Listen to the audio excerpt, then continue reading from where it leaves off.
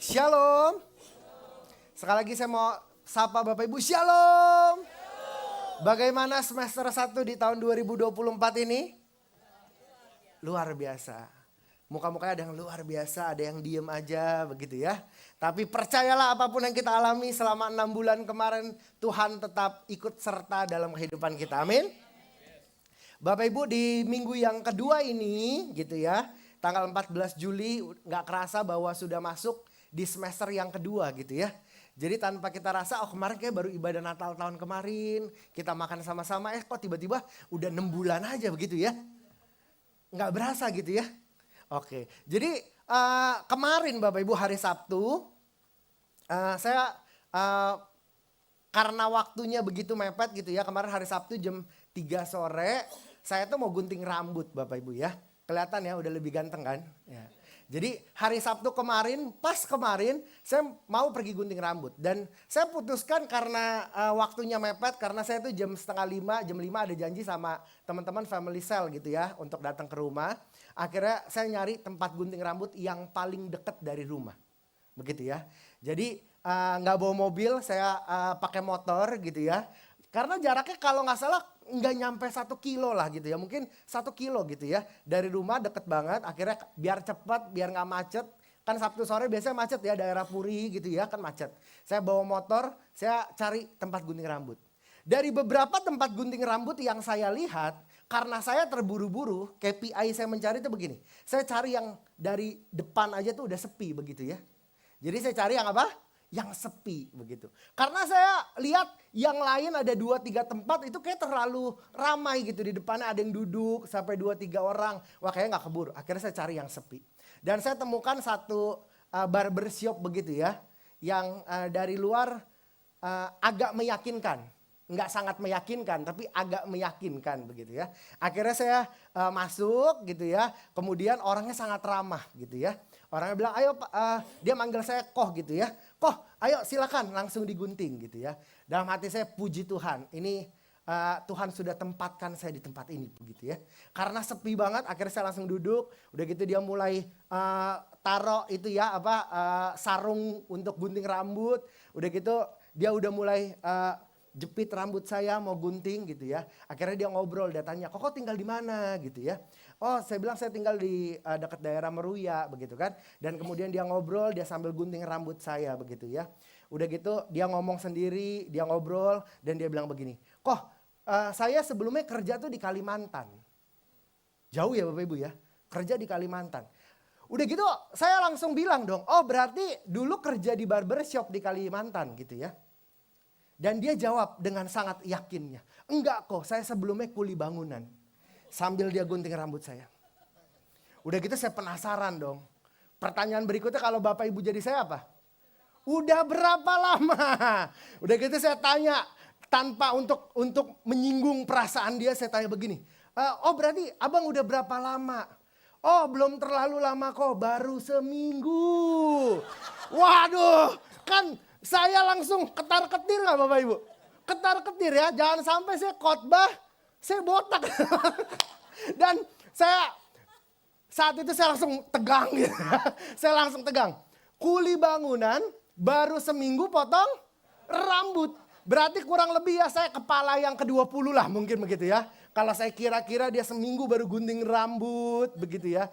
Saya dalam hati saya udah berbahasa roh, Tuhan tolong saya gitu ya. Kan gak mungkin saya bilang, wah gak jadi gitu ya. Saya biasanya gunting rambut tuh agak pendek sekali Bapak Ibu. Tapi di hari itu saya putuskan, di pertengahan itu saya bilang gini, Bang jangan pendek-pendek. Biar kalau salah saya bisa ke barbershop satu lagi begitu kan. Dengan yakin dia potong, dia bilang, oh ini mesin saya sendiri nih kok gitu ya. Saya biasanya di proyek, dia kerja di IKN katanya waktu kemarin. Katanya proyek IKN saya guntingin semua kuli proyeknya. Wah oke. Dia meyakinkan saya begitu ya. Dan akhirnya sampai dia gunting rambut saya tuh lama banget Bapak Ibu. Saya gak bohong. Hampir 1 jam dia gunting rambut saya. Jadi setiap kali dia gunting dia pegang gitu ya. Ini kiri kanan. Sampai sayanya di sini dia sampai begini agak jauh. Dia lihat itu udah rata atau belum begitu ya. Saya makin deg-degan setiap kali dia lakukan kegiatan yang aneh begitu ya. Dia mulai semprot pakai semprotan dan kena muka saya begitu ya. Jadi saya deg-degan Bapak Ibu ya. Kalau Bapak Ibu jadi saya deg-degan nggak? Deg-degan ya. Menyerahkan rambut saya ini kepada orang yang baru seminggu gunting rambut. Dan saya udah mulai merem, saya bilang terserah dah mau diapain gitu ya. Akhirnya abangnya tepok saya, dia bilang, kok udah selesai.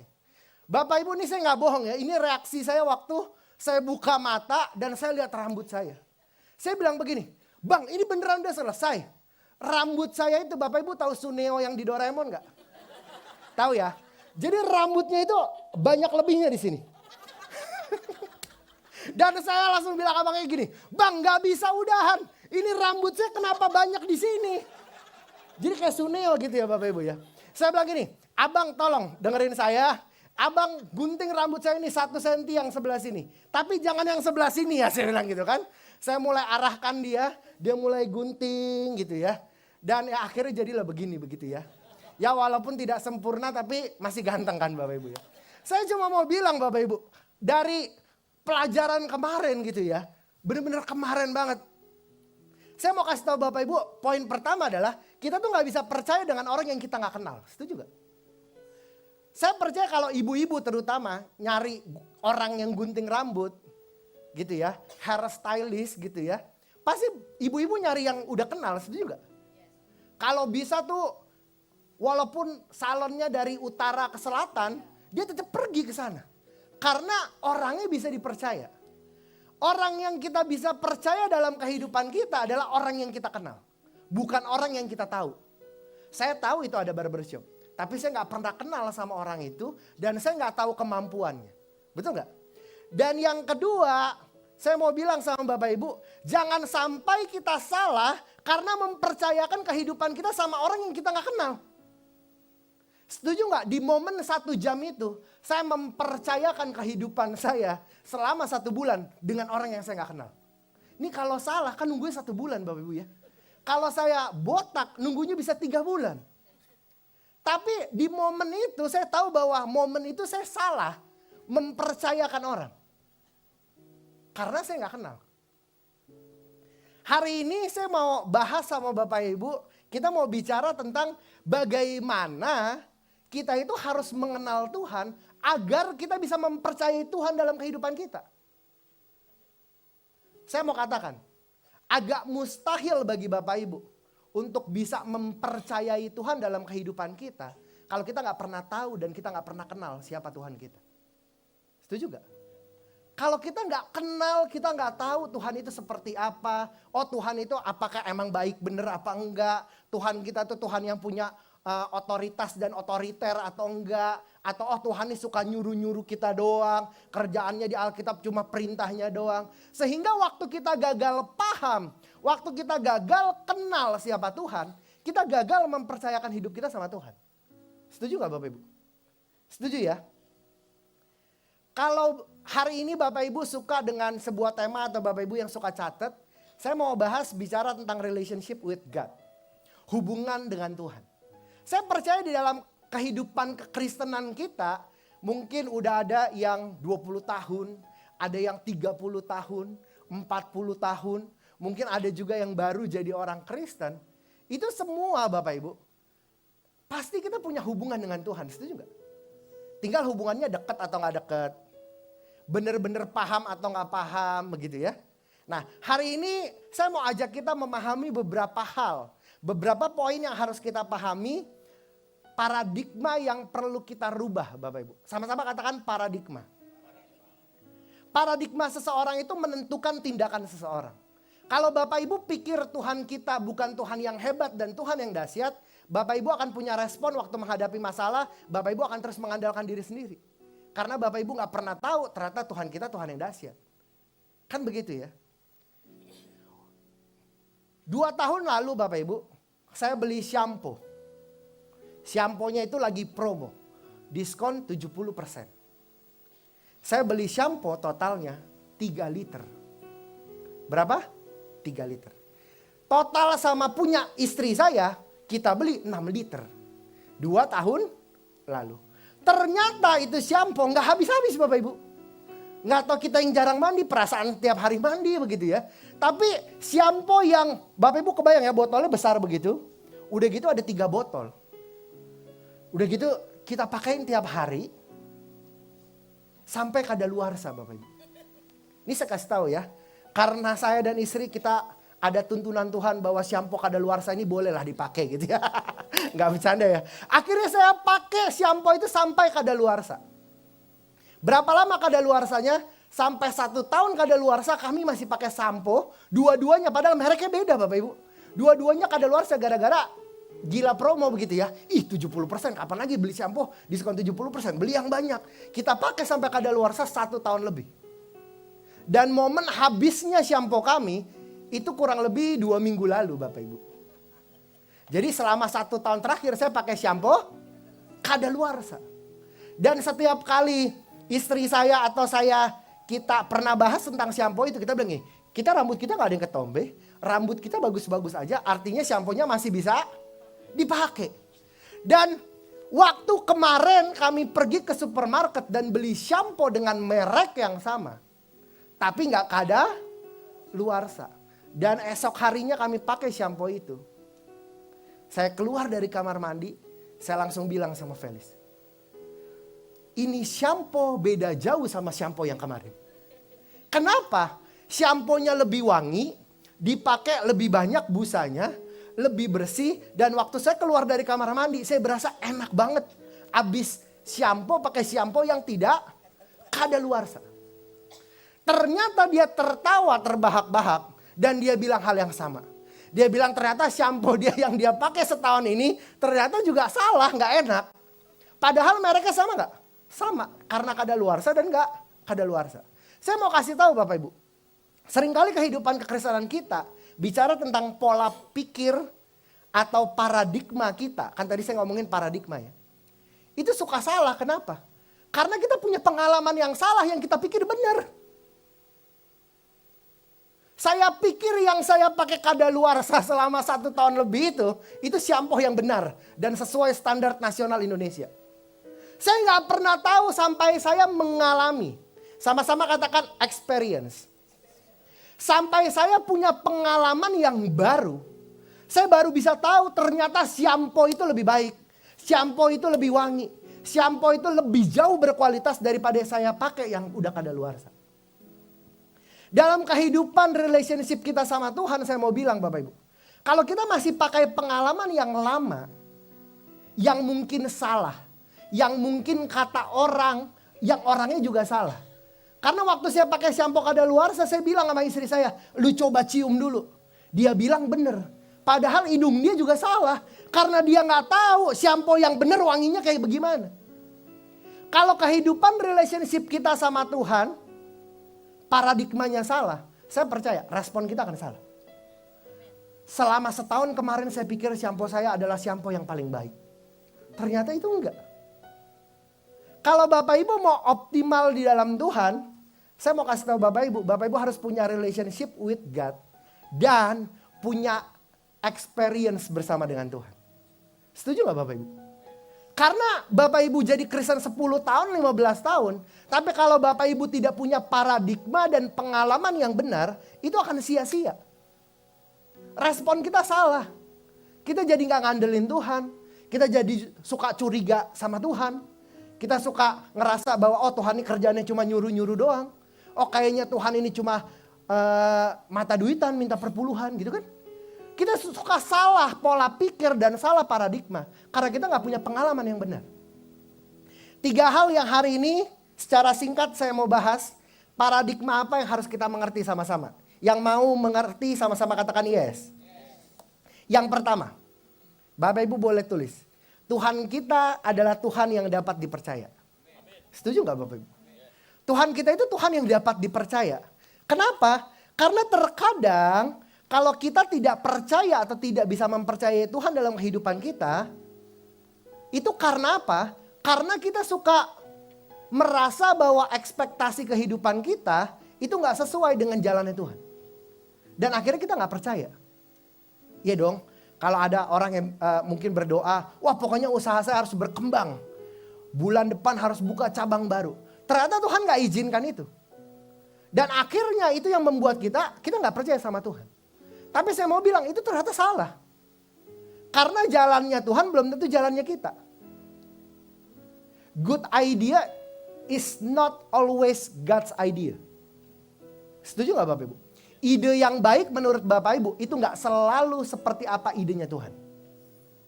Tapi saya mau kasih tahu, God's idea itu selalu pasti good idea. Kalau udah Tuhan yang kasih, itu pasti semuanya baik. Jadi gak ada alasan kita untuk kita tidak mempercayai Tuhan dalam kehidupan kita. Kepercayaan itu timbul dari sebuah pengalaman demi pengalaman. Setuju gak Bapak Ibu?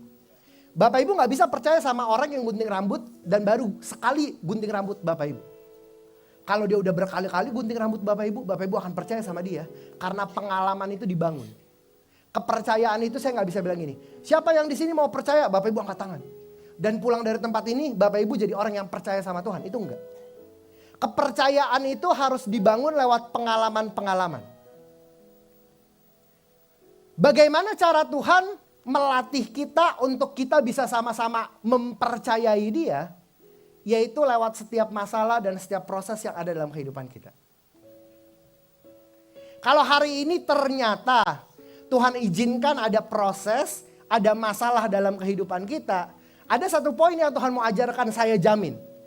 Bapak Ibu harus belajar sama-sama, termasuk saya, bahwa kita harus mempercayai Tuhan dalam kehidupan kita.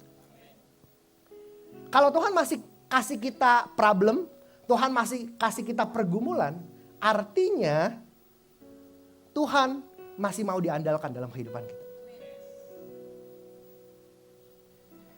Saya kan punya anak gitu ya Bapak Ibu ya, umur 3,5 tahun. Kalau misalkan kita lagi agak ngambek-ngambekan begitu ya, bercanda gitu ya, ngambek. Udah gitu kemudian dia bilang, gak mau sama papi begitu ya. Dia pergi gitu ya, dan kemudian dia mau buka sereal dia dan dia tidak bisa buka sereal dia. Yang dia andalkan saat itu siapa?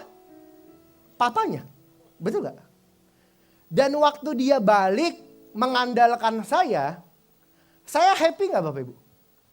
Saya happy. Karena anak saya lewat sebuah masalah dalam kehidupannya, dia terus mengandalkan saya. Dia gak bisa buka sereal itu. Dia harus butuh saya. Dan saya percaya sebagai seorang bapak pasti happy gak? Happy.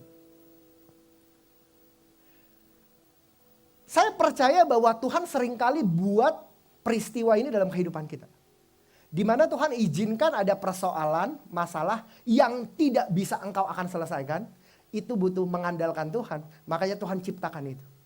Untuk apa? Untuk melatih kita, merubah paradigma kita. Yang pertama bahwa Tuhan itu adalah Tuhan yang dapat dipercaya.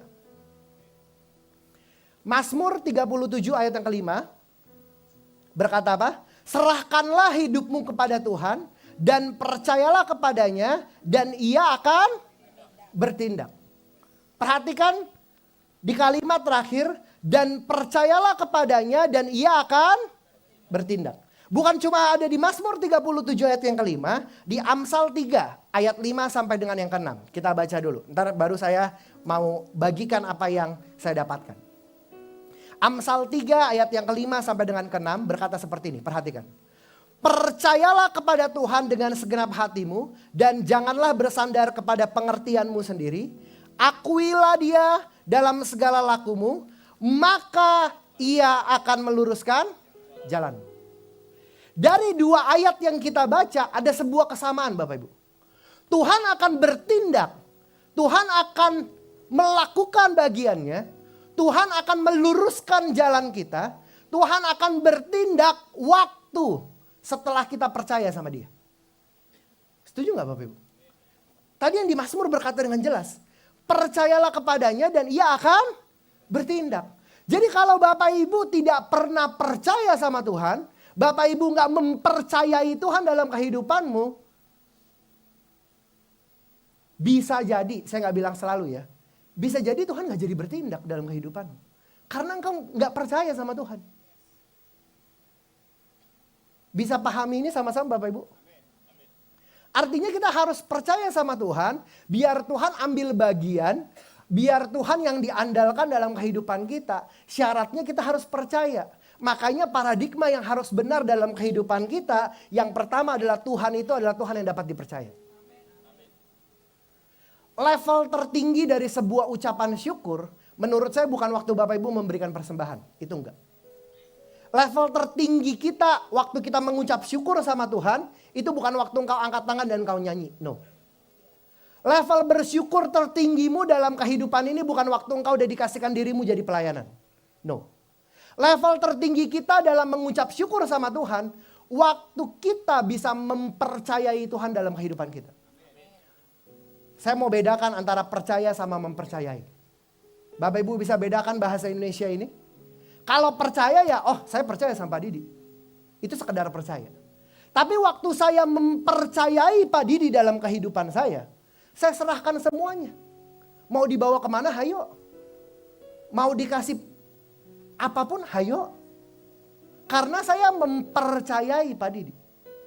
Level kita bersyukur di hadapan Tuhan yang paling tinggi. Waktu kita bisa sama-sama bilang sama Tuhan, Tuhan aku mempercayai seluruh kehidupanku sama Tuhan. Setuju gak Bapak Ibu?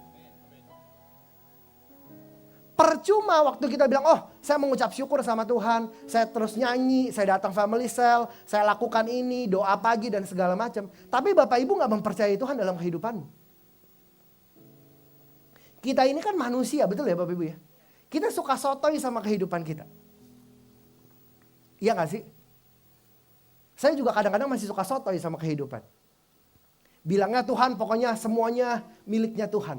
Berserah sama Tuhan. Tapi ketika ada persoalan, ada masalah langsung kita pikir. Oh kata orang begini. Begitu kan?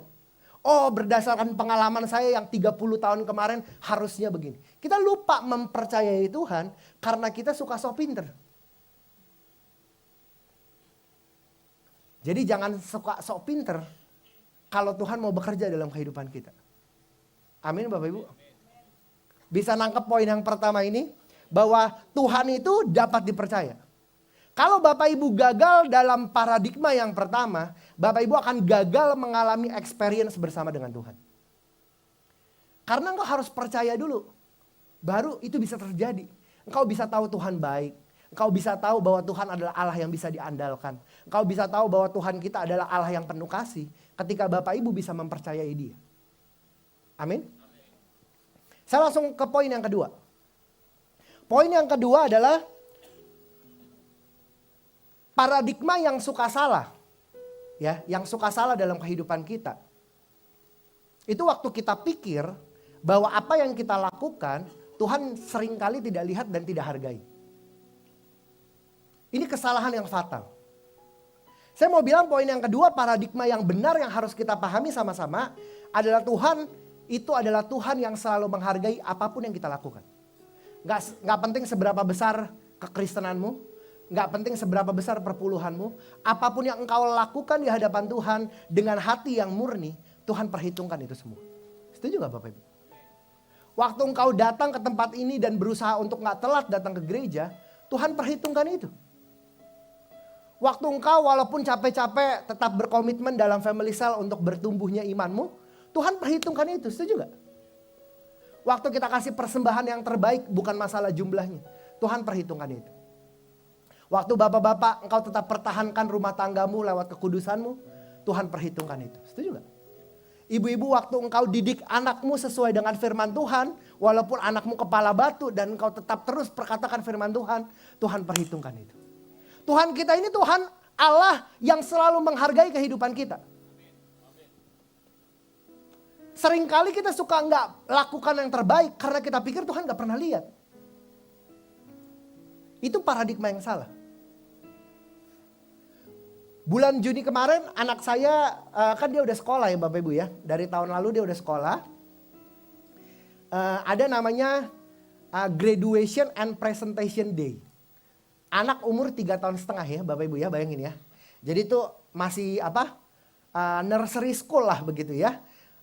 Dia hari itu dia tampil untuk joget-joget gitu ya, nyanyi-nyanyi, kebayang ya.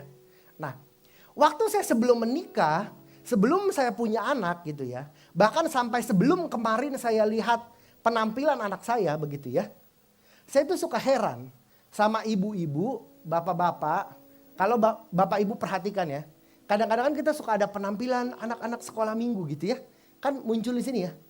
Waktu mereka muncul di sini, Saya suka kesel dah. Ini jujur boleh ya. Saya suka kesel sama ibu-ibu, bapak-bapak yang kalau anaknya tampil, udah disuruh duduk, dia berdiri ngevideoin. Tahu nggak yang begitu? Tahu ya? Iya kan? Saya kesel banget.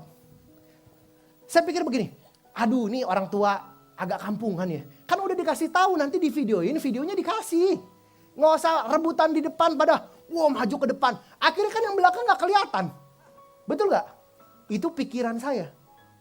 Jadi di momen anak saya tampil, saya udah ngeliatin nih orang tua, wah pada kurang elok begitu ya. Kalau saya bilang kok kayaknya agak kampungan dikit-dikit begitu ya. Anaknya juga nari masih salah, dia buru-buru maju ke depan ngalangin orang yang di belakang mau lihat. Bapak Ibu pernah mengalami itu ya? Iya dong. Nah, pas anak saya tampil nih, musiknya bunyi jeng jeng jeng jeng jeng jeng. Dia maju ke depan. Kan saya duduk kurang lebih di baris ke-6 lah begitu ya. Di baris ke-6 ya. Itu saya udah yakinkan diri saya. Gak boleh berdiri. Tidak boleh berdiri. Iya dong. Tidak boleh berdiri. Jangan kampungan kayak yang lain. Jangan. Jangan gitu kan. Bapak Ibu bayangkan gitu ya. Jadi waktu dia mulai joget-joget. Hati saya mulai bergejolak begitu ya. Rasanya ada yang di belakang begini. Ayo berdiri. Ayo maju ke depan. Ayo videoin begitu ya. Jadi itu terus bergejolak dalam hati saya begitu ya. Sampai dia mau mulai joget gitu ya. Saya udah tahan tuh ya di bangku saya. Enggak boleh berdiri. Enggak usah, tenang. Nanti juga besok 2 hari lagi dapat videonya dari sekolahnya begitu ya. Enggak perlu berdiri. Enggak perlu berdiri. Gitu ya. Tapi Roh Kudus bekerja saat itu. Dan yang terjadi waktu dia mulai joget, saya langsung berdiri, saya maju ke paling depan dan saya videoin. Dan saya jadi orang tua yang menurut saya dulu kampungan. Saya mau kasih tahu Bapak Ibu. Seorang papa yang tidak sempurna, saya aja bisa menghargai apa yang anak saya lakukan. Betul nggak? Kan begitu happy-nya ya, walaupun dia joget-joget masih salah mungkin. Tapi saya maju, saya nggak penting malunya. Saya maju, saya hargai apa yang dia lakukan. Walaupun mungkin bagi banyak orang itu hal yang sangat kecil. Setuju nggak bahwa Bapak kita yang di surga itu Bapak yang jauh lebih sempurna daripada yang di dunia. Dia menghargai apapun yang kita lakukan sesuai dengan ketulusan hati kita. Jadi suka banyak orang Kristen yang hari-hari ini gagal paham, gagal mengerti paradigma, seringkali apa? Oh, gak usah lah, samalah kasih persembahan segini sama segini. Tuhan gak lihat. Percumalah saya pertahanin rumah tangga saya begini. Kayaknya Tuhan juga gak peduli. Yang Tuhan peduli cuma yang di gereja gitu kan. Mungkin yang bapak-bapak, percumalah saya jaga kekudusan saya. Orang juga gak tahu gitu kan. Itu yang membuat kita gagal mengalami experience kita bersama dengan Tuhan. Kita sering gagal mengalami spiritual journey bersama Tuhan karena paradigma kita suka salah. Saya mau bilang Tuhan kita itu Allah yang menghargai apapun yang kita lakukan. Walaupun mungkin di masa usia lanjutmu engkau tetap melayani Tuhan, Tuhan perhitungkan itu semua. Walaupun orang lain gak perhitungkan. Tapi saya mau kasih tahu, Tuhan perhitungkan itu semua. 1 Samuel 16 ayat yang ke-7b. 1 Samuel 16 ayat yang ke-7b berkata seperti apa? Bukan yang dilihat manusia yang dilihat Allah.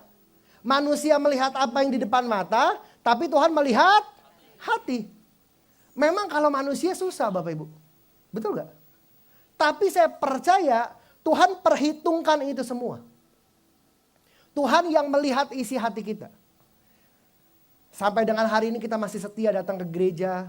Sampai dengan hari ini kita masih setia ikut Tuhan. Sampai dengan hari ini setiap malam kita masih panggil Tuhan itu Bapa kita. Tuhan perhitungkan itu semua. Amin Bapak Ibu. Amin. Tadi kalau yang pertama Tuhan itu dapat dipercaya. Yang kedua Tuhan itu selalu menghargai. Ada sebuah kisah, ini kisah nyata Bapak Ibu ya. Ada seorang yang namanya George. George ini umur 13 tahun. Ini kisah nyata ya. Saya baca dalam sebuah buku.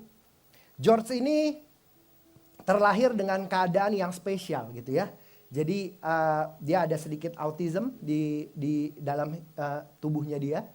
Dan orang tuanya ini adalah seorang papa dan mama yang begitu sayang sama George gitu ya. Yang terjadi adalah mam papanya setiap kemanapun George-nya diajak. Dia selalu kenalin sama semua orang bahwa oh ini anak aku yang terbaik gitu ya. Ke gereja diajak, semua pokoknya diperlakukan dengan sangat spesial. Seorang anak umur 13 tahun walaupun dengan special needs itu bisa merasa dikasihi enggak? Saya mau tanya Bapak Ibu. Dia merasa dikasihi. Apa yang terjadi sama George? George ini merasa sangat dikasihi sama orang tuanya, mamanya dan papanya. Suatu hari George mau balas hal apa yang kira-kira mau dilakukan sama mama papanya. 13 tahun special needs. Dia punya pikiran adalah begini. Oh setiap pagi biasanya mama bangun bikinin sarapan buat kami semua satu keluarga. Begitu ya. Suatu hari dari malam George ini gak tidur Bapak Ibu. Karena dia yang bangun paling pertama. Dan dia yang bikinin semua sarapan buat mama, papa. Pokoknya semuanya dia buatin. Anak special needs. Dia gak tidur sampai kurang lebih jam 5 pagi. Dia tahu oh ini udah kayaknya bentar lagi mama sama papa mau bangun begitu ya. Dia mulai ke dapur. Waktu dia ke dapur, dia mulai berpikir, dia harus mengingat apa yang setiap hari mamanya lakukan, betul gak? Mamanya itu biasanya makan telur sunny side up, telur ceplok begitu ya. Dan kemudian papanya minum kopi. Jadi itu yang terekam bertahun-tahun di dalam pikiran dia. Suatu hari di pagi hari itu dia mulai pikir, oh biasanya mamanya siapin dulu semuanya. Yang pertama ada teflon kesukaan mamanya. Begitu ya, yang selalu dipakai diambil. Kemudian dia tahu, oh mamanya ambil telur biasanya 2 butir, ngambilnya di mana? Di kulkas. Dia ambil telur itu 2 butir. Dan step berikutnya Bapak Ibu ya. Dia harus nyalain kompor. Dan dia gagal dalam step itu, ya mungkin bagi saya wajar namanya anak special needs. Jadi dia gak bisa nyalain kompor itu, yang dia tahu ya pokoknya kompornya udah diputar sama dia. Begitu ya. Jadi ada teflon, dia pikir sudah nyala, ya udah begitu kan. Sebelum digoreng dikasih apa? Minyak. Dia tuangin minyak. Dia tahu nggak takaran minyak yang sesungguhnya berapa? Halo? Dia kurang paham. Yang dia tahu semakin banyak semakin enak. Dia tuang yang banyak minyaknya. Dan dia tunggu karena dia tahu biasanya mamanya nungguin sebentar. Begitu kan? Dia tuang itu telur. Tuang. Jadi di dalam teflon itu isinya apa? Telur mentah dengan minyak yang dia tungguin. Habis itu dia tunggu, dia pikir sudah mateng. Dia taruh di dalam sebuah wadah seperti mangkok atau piring begitu ya. Dia tuang. Jadi yang di dalam piring itu isinya apa? Minyak mentah sama telur mentah begitu ya. Jadi tercampurlah di situ. Dan kemudian Bapak Ibu, dia mulai berpikir, oh papanya biasanya bikin apa? Kopi. Dia ambil gelas kesayangan papanya. Dia taruh. Dia tahu biasanya bubuk berwarna hitam. Dia buka itu lemari, dia cari bubuk warna hitam. Dia tahu berapa takaran kasih kopinya? Tidak. Konsepnya makin banyak makin enak. Dia taruh cukup banyak, hampir penuh itu. Gelas isinya bubuk kopi. Dia lihat, dia tahu biasanya mamanya tuh masak air di dalam teko itu ya. Teko. Dia ambil tekonya, dia isi air, dia taruh di kompor. Permasalahannya sama yang pertama. Dia nggak ngerti cara nyalain kompor. Dan dia pikir ya udah aman begitu ya. Biasanya habis bubuk berwarna putih ada bubuk berwarna habis bubuk berwarna hitam ada bubuk berwarna putih. Permasalahannya adalah di sana ada 2 toples. Satu isinya gula, satu isinya garam. Dia bisa bedain nggak? Dia nggak bisa bedain. Ternyata di hari itu dia salah ngambil dan dia ambil garam. Dia tuang garamnya. Makin banyak makin enak. Dia tuang. Habis itu dia ambil itu teko isi air dingin yang tidak panas. Dia tuang ke dalam gelas yang hampir full isinya bubuk kopi dan garam. Dan gitu diaduk. Dia siapin semuanya. Dia datang ke kamar mama papanya. Dia buka pelan-pelan. Udah gitu dia langsung bilang gini. Surprise gitu. Pagi-pagi. Mamanya kaget gak? Kaget. Mama bilang, hah George ngapain? Katanya. Udah gitu si George bilang, ini spesial buat mama sama buat papa. Mamanya udah kaget, George bangun. Udah gitu George kasih ke mamanya. Waktu dia lihat kaget gak? Tambah kaget. Karena isinya apa yang tadi kan? Di dalam sebuah wadah ada telur mentah 2 dengan minyak. Dan kemudian bubuk kopi yang bahkan gak bisa diaduk. Bersama dengan garam. Mama papanya George bangun. Dengan perasaan kaget dan senang tentunya ya. Karena George sudah berusaha memberikan yang terbaik. Apa yang dilakukan sama mama papanya? Dia ambil telur itu di dalam sebuah wadah. Mamanya ambil sendok, mamanya makan sampai habis. Isinya apa? Minyak mentah sama telur mentah. Dia makan itu sampai habis. Enak gak Bapak Ibu? Gak usah dicoba, saya jamin pasti gak enak. Waktu dia makan itu sampai habis, papanya ambil gelas yang isinya bubuk kopi kental itu bersama dengan garam. Papanya sendok karena gak bisa diminum. Papanya sendok sampai habis. Kenapa papa mamanya lakukan ini? Karena cuma satu hal. Dia menghargai anaknya. Apapun yang anaknya lakukan. Dan di dalam buku ini, karena begitu besar kasih mama papanya kepada George. Di umur 14 tahun George sembuh total. Dari autism. Saya mau kasih tahu Bapak Ibu. Kalau ada orang tua di muka bumi ini yang begitu menghargai dan mengasihi anaknya. Apalagi Bapak kita yang di surga. Setuju? Apapun yang kau lakukan dengan segenap hatimu. Tuhan lihat hati bukan lihat apa yang di luar. Mungkin boleh dikasih kanan kiri jemaat, kanan kiri pengerja, kanan kiri bilang nyari perhatian itu apa segala macam. Tapi saya mau bilang kalau engkau lakukan dengan segenap hatimu. Tuhan adalah Allah yang selalu menghargai apapun yang kau lakukan. Setuju Bapak Ibu? Jadi poin yang kedua, Tuhan itu Tuhan yang selalu menghargai. Ingat Tuhan lihat hati kita, Tuhan bukan lihat apa yang di luar. Poin yang ketiga, yang terakhir. Ini poin yang sangat penting. Ada banyak orang Kristen suka salah paradigma atau gagal paham, merasa bahwa Tuhan itu cuma ngurusin urusan gereja. Tuhan tuh cuma ngurusin pokoknya waktu saya doa doang begitu ya. Tuhan tuh cuma ngurusin pokoknya ya kalau saya ke gereja Tuhan ngomong lewat firman-Nya, lewat pujian penyembahan, cuma itu doang. Saya mau bilang itu hal yang salah. Karena Tuhan itu selalu ada bersama-sama dengan kita 24 jam, 7 hari. 1 bulan, 12 bulan, 1 tahun, bahkan sepanjang kehidupan kita. Tuhan ada dalam kehidupan kita.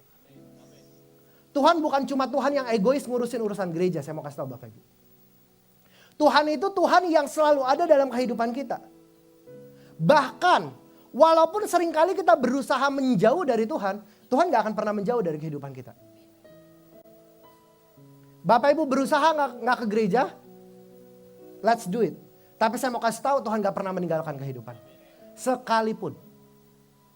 Tuhan akan tetap terus tempel engkau. Kasih setianya Dia, kematiannya 2000 tahun lalu di atas kayu salib. Itu kekal dan jelas karena Dia mengasihimu. Dan karena Dia mau ada bersama-sama dengan engkau. Itu jelas.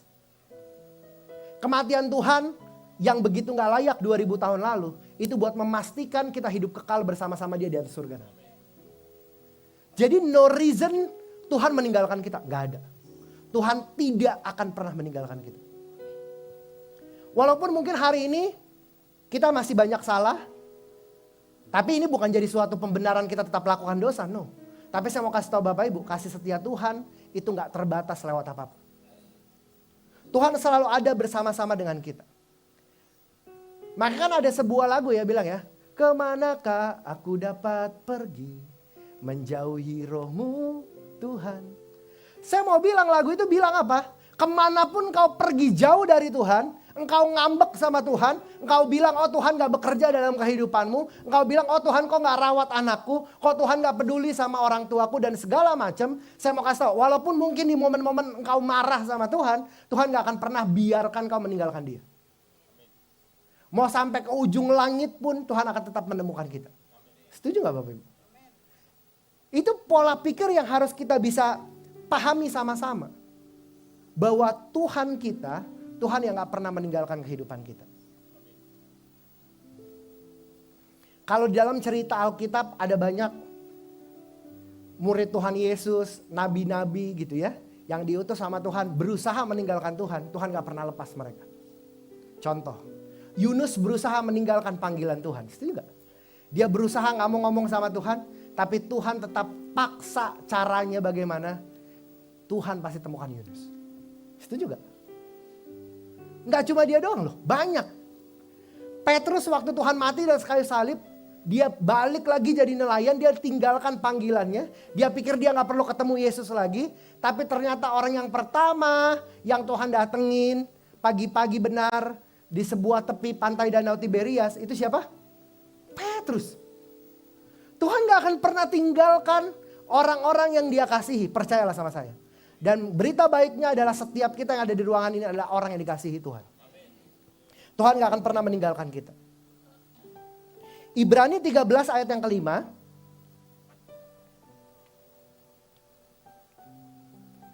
Jangan ayat yang B ya, saya baca ya.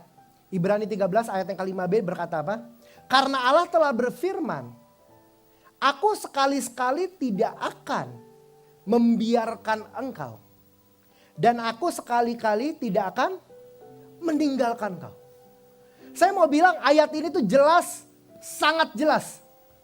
Nggak perlu dibahas pakai teologi, Bapak Ibu sudah sangat mengerti. Yang pertama, Tuhan tidak akan pernah membiarkan kita.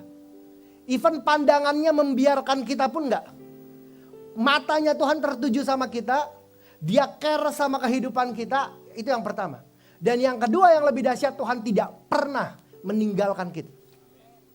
Kalau hari ini engkau mungkin rasa loneliness, mungkin engkau rasa emptiness, engkau lagi rasa kosong dalam kehidupanmu. Itu bukan Tuhan meninggalkan kau, enggak. Mungkin ya itu yang tadi saya bilang pertama. Karena kita gak pernah mengalami experience kita bersama dengan Tuhan. Sehingga kita suka sulit untuk mempercayai Tuhan. Kita suka sulit untuk bisa percaya bahwa Tuhan selalu menghargai apapun yang kita lakukan. Kita suka sulit merasa bahwa oh Tuhan itu kayaknya ada sama gue atau enggak ya. Karena apa? Karena kita gak pernah mengalami experience bersama dengan Tuhan. Dan saya harus ulang sama Bapak Ibu. Kalau dalam keadaan baik pun, setiap kita gak bangun experience itu bersama dengan Tuhan. Saya percaya, Tuhan bisa kasih masalah buat kita, untuk kita bisa mengandalkan Tuhan. Jadi kalau hari-hari ini mungkin Bapak Ibu sedang mengalami pergumulan, engkau sedang alami persoalan, mungkin engkau ada Tuhan izinkan sebuah sakit dalam kehidupanmu. Bisa jadi, ini bisa jadi ya Bapak Ibu ya. Jangan-jangan karena Tuhan mau diandalkan dalam kehidupanmu. Atau engkau ngandelin orang lain. Atau engkau andelin keluargamu. Atau engkau andelin siapa. Tapi bisa jadi Tuhan mau engkau andalkan Tuhan 100% dalam kehidupanmu.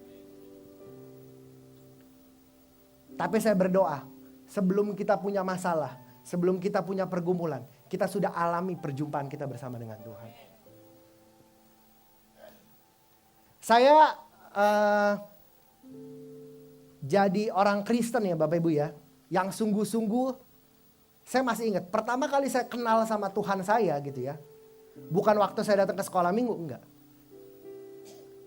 Tahun 2004, itu pertama kali saya tahu bahwa Tuhan itu mengasihi saya. Jadi kurang lebih 20 tahun lalu begitu ya. Waktu dalam sebuah retret sekolah minggu, saya tahu bahwa Tuhan mengasihi saya. Saya tahu bahwa Dia adalah orang yang bisa saya andalkan dalam kehidupan saya. Dan dari momen itu, saya punya banyak pengalaman spiritual journey bersama dengan Tuhan. Itu yang membuat saya sampai dengan hari ini saya masih melayani Tuhan. Yang membuat sampai dengan hari ini saya masih andalkan Tuhan 100% dalam kehidupan saya. Bukan artinya gak ada masalah. bukan artinya gak ada proses, bukan artinya gak ada pergumulan, bukan artinya gak pernah Tuhan izinkan sakit dan segala macam, enggak. Tapi yang saya tahu bahwa Tuhan tidak pernah meninggalkan kehidupan saya. Dan rencananya dia, Yeremia 29 ayat 11 boleh dibukakan. Yeremia 29 ayat 11 bilang apa? Sebab aku ini mengetahui rancangan-rancangan apa yang ada padaku mengenai kamu. Demikianlah firman Tuhan. Dikatakan apa? Yaitu rancangan damai sejahtera dan bukan rancangan kecelakaan untuk memberikan kepadamu hari depan yang penuh harapan. Saya mau kasih tahu sama Bapak Ibu bahwa rencana Tuhan dalam kehidupan kita, mulai dari kita lahir sampai dengan hari ini, semuanya itu baik. Amin. Firman Tuhan hari ini menurut saya sangat simpel. Mungkin catatannya gak banyak. Tapi ini perlu kita lakukan dalam kehidupan kita. Karena kita perlu mengalami spiritual journey bersama dengan Tuhan. Percayalah, waktu Bapak Ibu mengalami banyak spiritual journey bersama dengan Tuhan, kehidupanmu akan jauh lebih maksimal. Karena engkau tahu apa yang kau harus lakukan dalam kehidupanmu. Karena apa? Karena Tuhan yang berjalan satu step di depanmu. Itu yang membuat kehidupan kita jadi lebih mudah.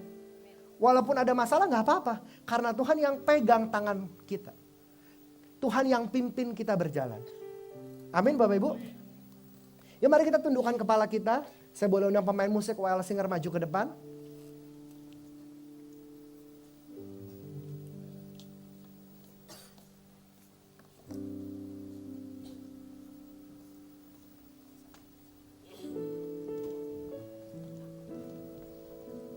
Saya mau ajak kita berdoa Bapak Ibu mungkin di waktu 5 menit 10 menit ini. Yuk kalau kita sudah lama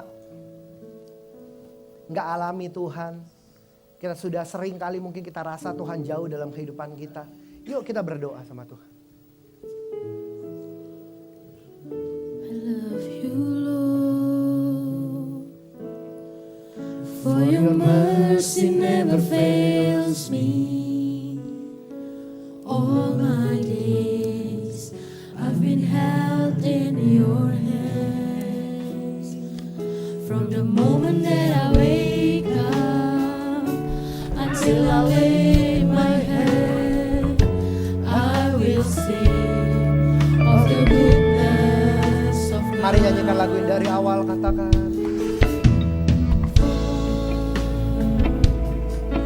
Lead me to the fire.